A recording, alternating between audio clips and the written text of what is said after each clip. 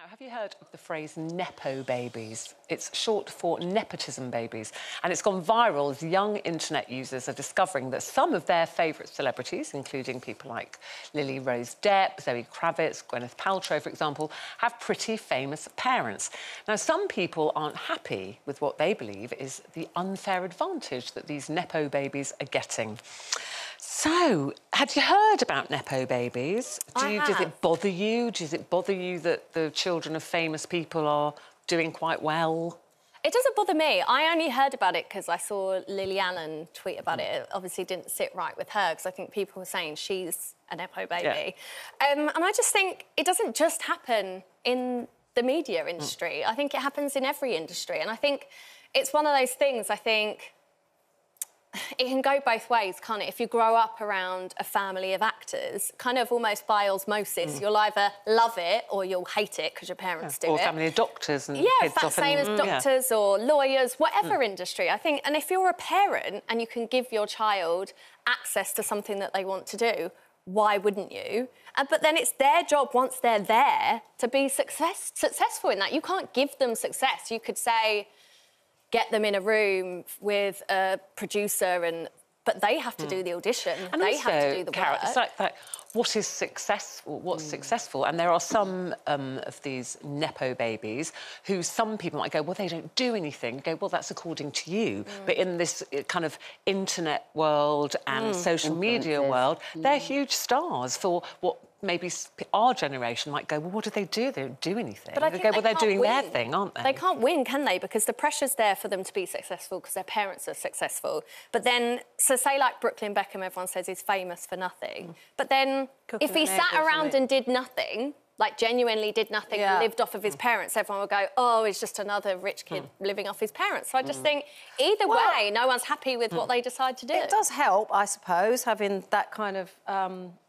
advantage to having really famous parents because it gets you into places and, you know, into schools and like Madonna's son, I think, is still doing football. I think he's still in Portugal or something. But it is an advantage. And I don't have a problem with kids using that advantage. And sometimes they can't help it because they grow up famous with their parents. What I have a problem with, and it's not just kids, because nepotism is nepotism. It's like, you know, if you get a member of your family a job, if they retain that job and they have that job and they're absolutely useless at it, then it's annoying. And it annoys a lot of people. Because, I mean, nepotism annoys people anyway, and they think that people shouldn't use the advantage that they have of their famous parents or their famous family to give them a little leg up. But I don't have a problem with it as long as they can do what they're supposed to be doing, because there's nothing worse than having someone just sitting there in a job being completely hopeless and have you ever been accused accused of having a job because of Chris Evans? Because I know when Eamon and I were first together, and I've been in television for as long as he has, but, you know, regionally and things, and he was obviously doing a bit more network stuff. I had people that believed that I got into television because I started seeing Eamon Holmes, and it used to make me furious because I've been doing this a long time. I had a lot of jobs. I had a lot of jobs where people thought I only got the job because I was once married to Chris Evans. When I was with him, it didn't really work. So you're a Nepo partner, then? Yeah, like a Nepo ex-husband. I mean, you know, just ridiculous. I did get all the jobs off my own bat, really, and...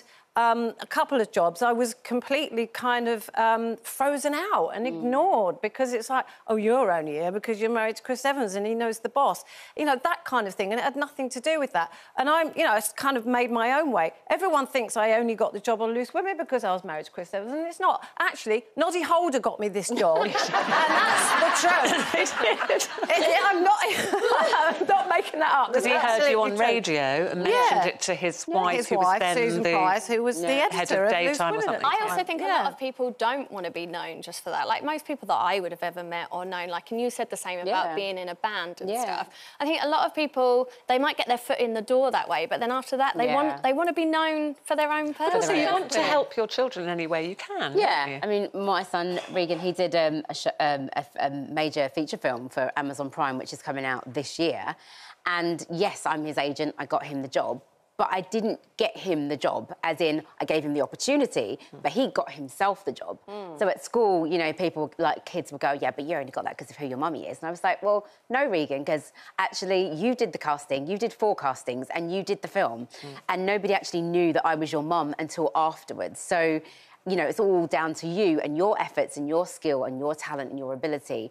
We can open the door, but what they do with the opportunity is down to them. I think it sounds... A lot of it's down to jealousy, isn't it?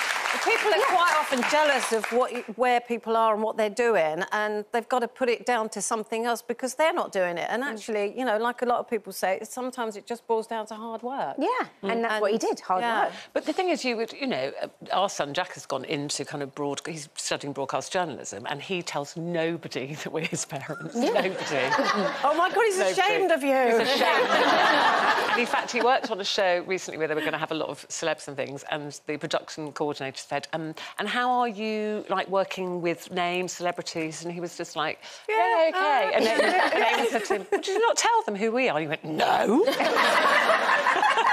Which actually I like, because he's getting these things on his own. Him. You know? But I think whatever you are, industry you're in, if you can help your child or their friends, it's not even only your own child, is it? Some people have come to me and I've said, well, let me see if I can get them a bit of work experience. It doesn't even have to be your own child. It's just, you know, what's that thing is like, put the ladder behind you. What's the thing of bring other people pay up it forward, bring it up, whatever it is. Pay it forward, look back, get the ladder up, help someone. Bring it forwards or if you can help somebody. Help someone on your way. Absolutely. Well, if it's called nepotism, I don't mind. What's the ladder?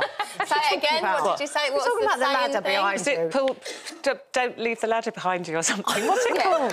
You know that thing, like, if you're on your way up, help someone up behind you. What's the expression? Someone will tell me. Oh, I see what you mean. Don't move the ladder so someone else can climb up. Yes. That's not quite right, but I get it. I'm still lost. Do you want to move You know what I mean, don't you? Yes, they're all nodding. They're just agreeing You shake with your you. head. I'm going to be working.